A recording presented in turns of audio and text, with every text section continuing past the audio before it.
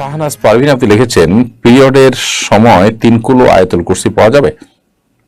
পিরিয়ডের সময় আমরা কোরআনে কারীম তেলাওয়াত করব না, এটাই জমহুর বা সংখ্যাগরিষ্ঠ ইমামদের মত। আমাদের বোনরা পিরিয়ডের সময় কোরআন তেলাওয়াত করবেন না।